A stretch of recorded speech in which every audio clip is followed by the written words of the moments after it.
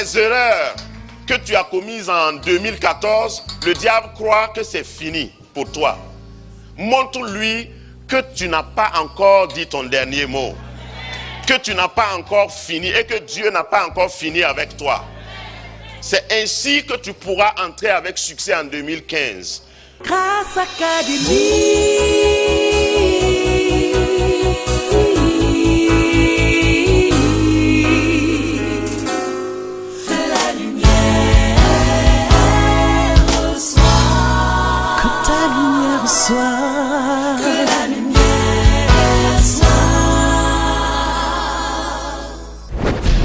Cours vers le but. Tu as une course dans laquelle tu es engagé. Il y a une carrière qui est ouverte devant toi. Tu dois manifester le règne de Dieu. Il arrive que nous soyons découragés, qu'il y ait des intempéries. Débarrassons-nous de tout ce qui nous alourdit, tout ce qui vous empêche d'aller, d'avancer. Et courons vers le but.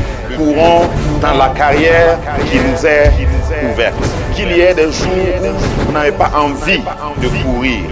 Marche, je te dis, marche et ne t'arrête pas. Tu es appelé dans une carrière si glorieuse. Ne permets à personne ni à rien de t'arrêter dans cette carrière.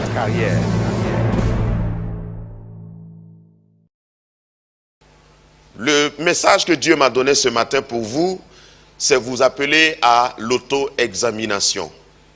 Examine-toi toi-même ou examinez-vous vous-même.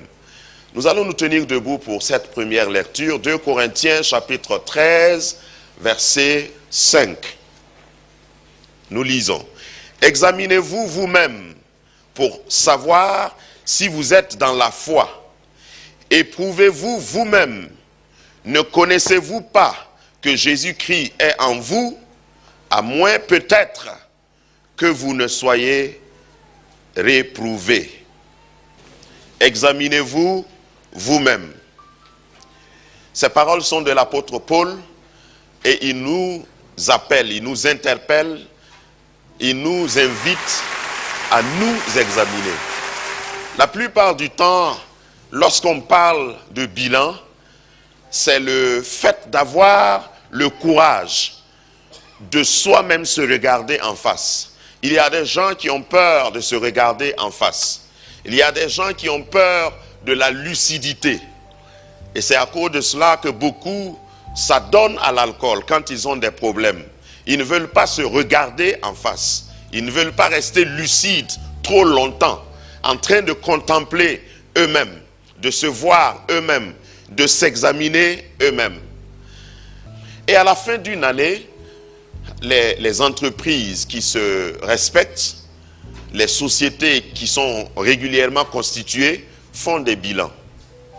Et il est important qu'individuellement nous fassions aussi des bilans. Il faut que tu fasses un bilan pour voir depuis l'année passée, depuis le début de 2014, qu'est-ce que tu as pu faire de plus qu'en 2013? Est-ce que tu as progressé ou bien tu as régressé?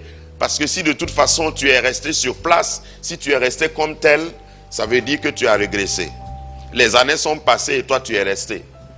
Il ne faut pas voir le succès comme une comparaison avec quelqu'un d'autre, avec ce que quelqu'un a fait. Parce que le succès, on ne définit pas le succès en comparant ce qu'on a fait avec ce que d'autres ont fait. Ce que l'autre a fait du moins.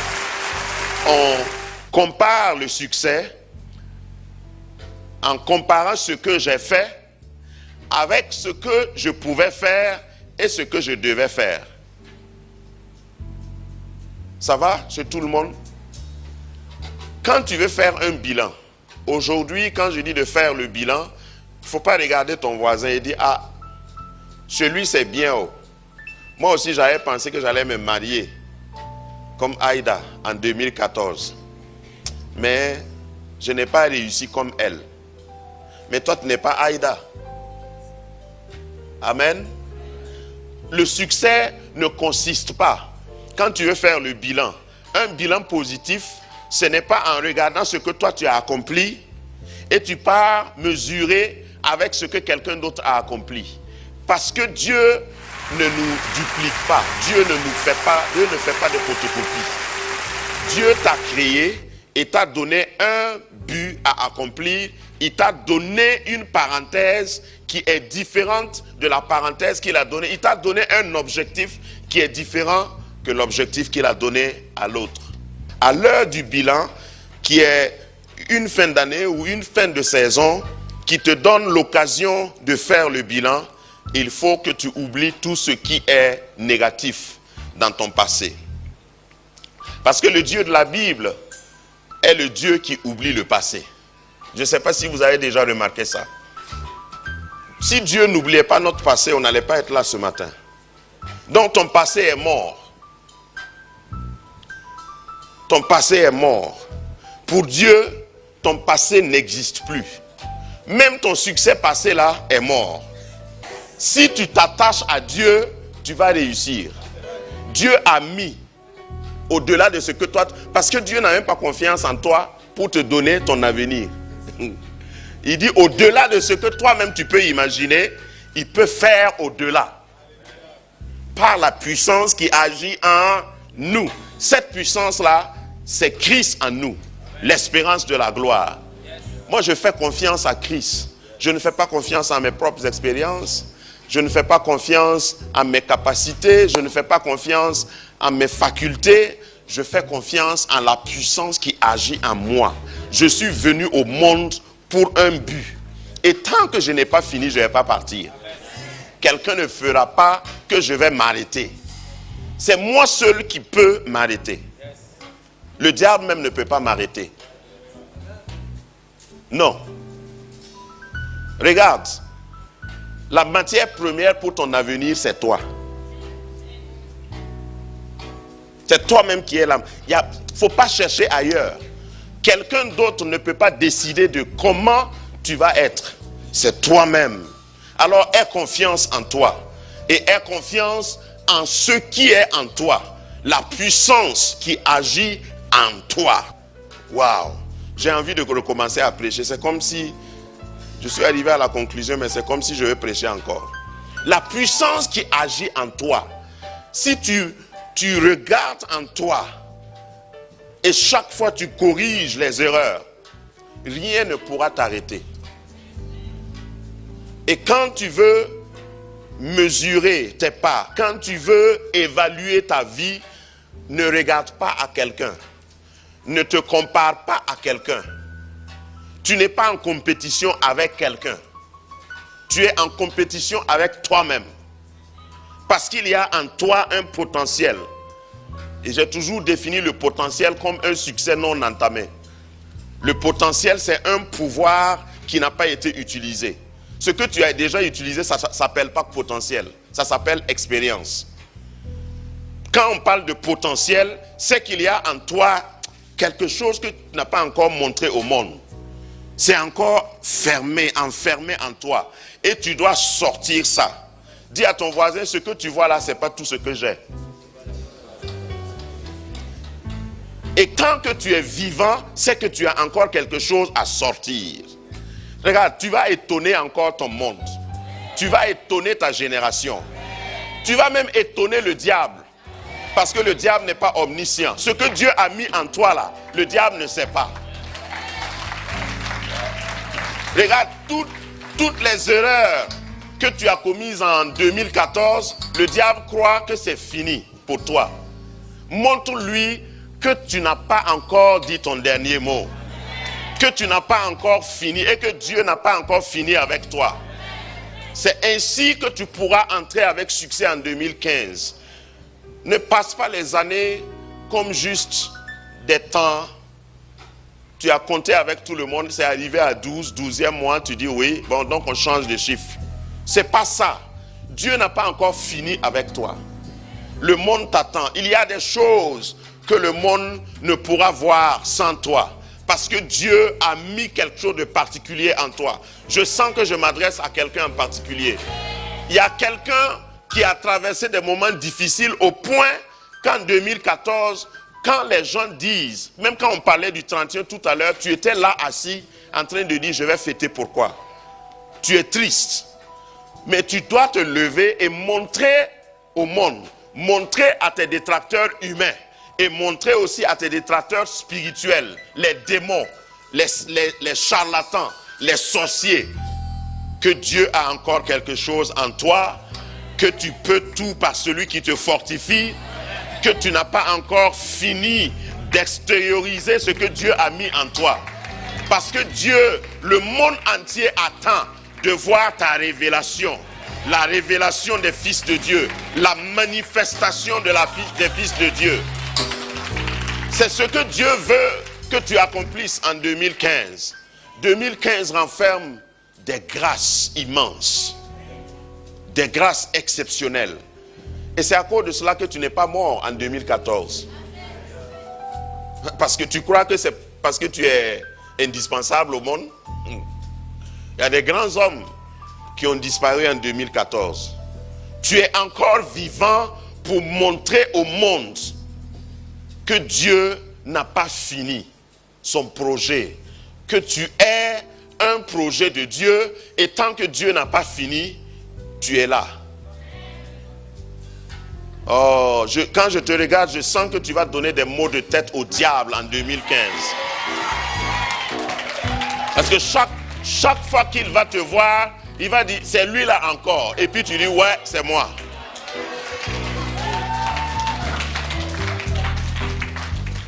Il y a une puissance en toi. Et je veux que tu prennes conscience de cette puissance qui agit en toi. Pas en quelqu'un d'autre, en toi. Dieu a fait un dépôt, un coffre-fort. De temps en temps, il faut ouvrir là et puis montrer au monde. Vous voyez ce que Dieu a mis en moi? Tes parents même ne te connaissent pas. Il y a certains parents qui calculent leurs enfants et disent, lui là, il va être ingénieur. Ah, lui là, il peut être docteur, médecin. Bon, lui là, bon, il peut être planteur de manioc seulement. Mais ils ont tous échoué. Si tu ne me crois pas, demande à Isaïe, père de David. Il croyait qu'il avait calculé tous ses enfants. Et il a mis Eliab en tête. Parce qu'il était grand, élégant. Il ressemblait à un roi, un général. Au jour du choix, quand le prophète est venu, il a fait sortir d'abord celui qui a été gradué à Oxford University. C'est-à-dire, lui là, il parle plusieurs langues. Il fait. Le roi regarde, il dit, Le roi même croyait. Et moi j'imagine toujours le prophète du moins, avec son flacon d'huile. Vous savez, l'onction est intelligente. La vraie huile d'onction là est intelligente. Même quand tu inclines comme ça en tant qu'homme là, ça peut refuser de sortir si ce n'est pas la bonne tête.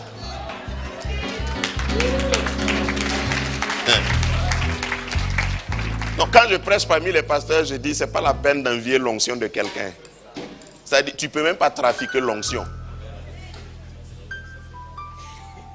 Onction chinoise, copier. Parce qu'il y a des gens qui veulent faire onction Shintok. L'onction est intelligente. Donc on met Eliab sous la corne d'huile. Le prophète, avec ses yeux humains, dit, ah, vraiment, si c'est lui là, il va faire un bon roi. Et puis l'huile dit, Ntibo, ne sors pas, c'est pas la bonne tête. Et puis on fait passer tout le monde. Tous les frères sont passés. L'huile n'est pas sortie. Le prophète même se dit, mais mon gars, le vieux, c'est ça tous tes fils? Il dit, bon, il y a un, mais vraiment, bon, en tout cas, c'est mon fils. Je crois que c'est comme ça qu'il a parlé.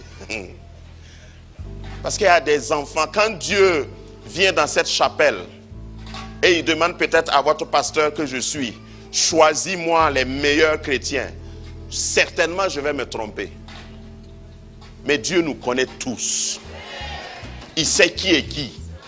Et mon choix, si je ne m'aligne pas à Dieu, mon choix sera un mauvais choix. Dieu sait ceux qui lui appartiennent. Donc, il dit, fais venir celui dont tu parles, parce qu'on ne va pas s'asseoir. Il ne dit pas, on ne va pas partir, hein. On ne va pas s'asseoir jusqu'à ce qu'ils viennent. Regarde, même si les gens t'ont rejeté, même si tu as connu des déceptions en 2014, même si on t'a trahi littéralement en 2014, même si on t'a oublié en 2014, peut-être que tu es le meilleur candidat, parce que ton huile attend toujours. Et lorsque tu vas venir, l'huile va sortir. Il y aura toujours de l'huile pour celui qui est dans la volonté de Dieu. Il y aura toujours une huile pure dans la corne du Seigneur pour celui qui sait venir quand Dieu l'a appelé. Et l'huile est sortie. David même n'était pas au courant. Il n'a pas battu campagne. Regarde, il y en a qui ont battu campagne en 2014 et ça n'a pas marché. Il faut laisser l'huile battre campagne pour toi. Grâce Académie, une vision, une plateforme, un cadre d'expression et d'épanouissement pour tout l'homme. Une ambassade du royaume de Dieu, un peuple d'adorateurs, un centre multiracial, une église sans cloison avec pour seule passion vivre la réalité de l'évangile de Jésus-Christ. Grâce Académie, une voix prophétique et une vision pour sa génération. Situé à Ouaga 2000, à 700 mètres de l'ambassade des États-Unis, côté Est. Grâce Académie.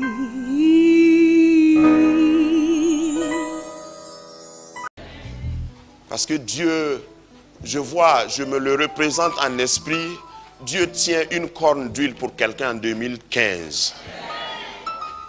Et lorsque tu vas arriver, même si le monde ne veut pas, même si les gens ne voulaient pas, ils seront obligés d'acclamer. Quand tu vas arriver. Même Eliab a acclamé machinalement. Vous savez qu'il y a des gens qui peuvent applaudir et puis ils ne pensent même pas que leur mère. C'est devenu machinal, c'est automatique. Donc c'est lui.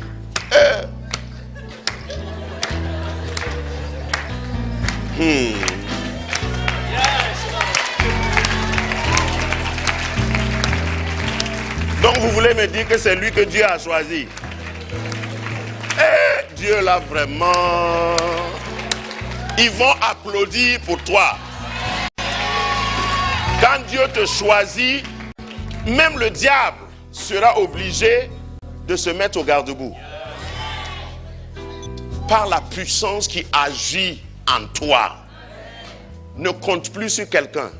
Compte sur Dieu qui a mis une puissance en toi. Et tu vas agir pour glorifier son nom. 2015, tiens-toi bien, nous arrivons. Et nous ne venons pas en échec, nous venons en victorieux. Nous allons nous tenir debout. Je voudrais que nous nous tenions debout. Si Dieu t'a parlé, j'aimerais que tu répondes par la prière. J'aimerais que tu dises quelque chose à Dieu par rapport à ce message que tu as entendu. Moi, j'ai prêché, j'ai livré le message que Dieu m'a donné, mais toi, tu sais ce qui est pour toi dans ce message. Parle à Dieu. Ne quitte pas ici avant d'avoir parlé à Dieu, avant d'avoir dit quelque chose à Dieu. Tu n'es pas en retard. Mets ça dans ta tête, tu n'es pas en retard. Il y a des gens qui t'ont dévancé. Il y a des gens qui t'ont précédé. Mais ça ne veut pas dire que toi tu es en retard. Parce que ce qui compte, c'est l'arrivée. Ils t'ont dévancé, mais ils ne sont pas encore arrivés.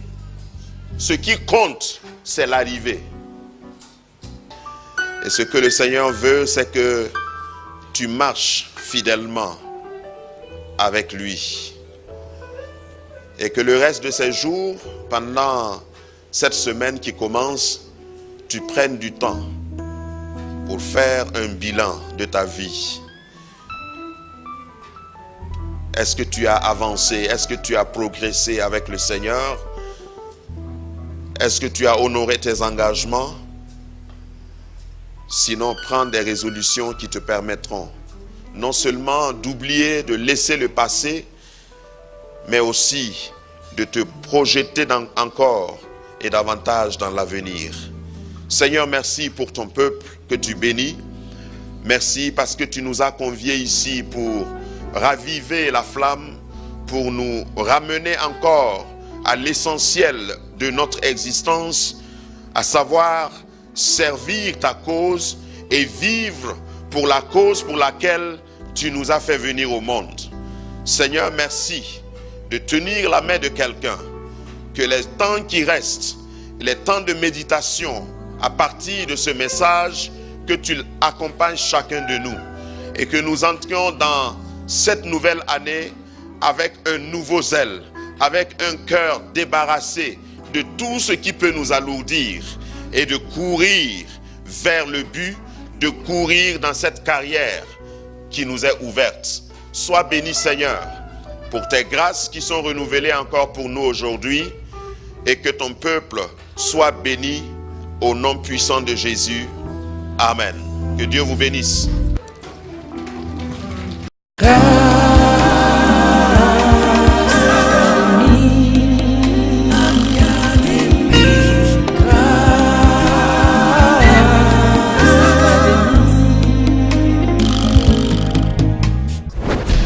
Cours vers le but. Tu as une course dans laquelle tu es engagé. Il y a une carrière qui est ouverte devant toi.